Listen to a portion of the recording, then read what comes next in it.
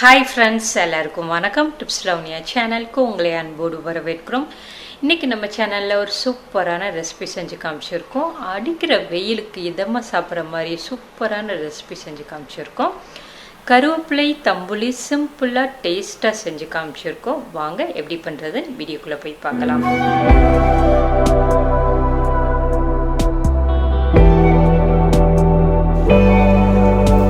அடுப்பில் ஒரு கடாய் வச்சுட்டு 2 ஸ்பூன் தேங்காய் எண்ணெய் ஊற்றிக்கோங்க. தேங்காய் எண்ணெயில் பண்ணுறப்ப தான் இந்த ரெசிபி நல்லா டேஸ்ட்டாக சூப்பராக இருக்கும்.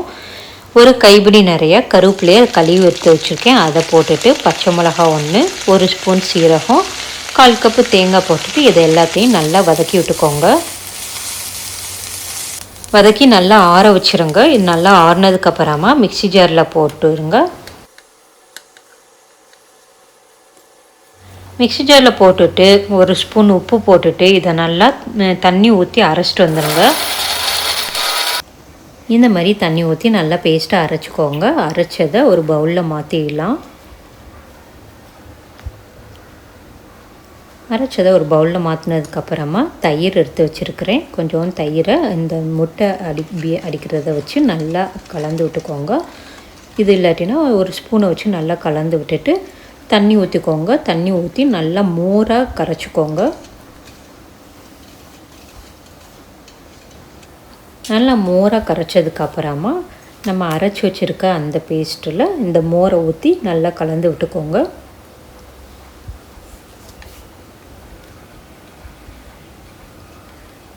இது நல்லா கலந்து விட்டதுக்கப்புறமா இதை தாளிச்சிடலாம். அடுப்பில் நம்ம வதக்கின கடாயிலேயே ஒரு 2 ஸ்பூன் தேங்காய் எண்ணெய் ஊற்றிக்கோங்க. தேங்காய் எண்ணெயில் 1/2 ஸ்பூன் கடுகு, 1/2 ஸ்பூன் உளுந்து, 1/2 ஸ்பூன் சீரகம்,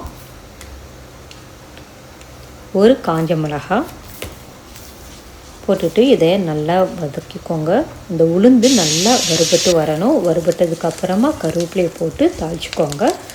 இந்த தாளிச்சதை நம்ம ரெடி பண்ணி வச்சுருக்கிற கருவேப்பிலை தம்புளி மேலே ஊற்றிடலாம்.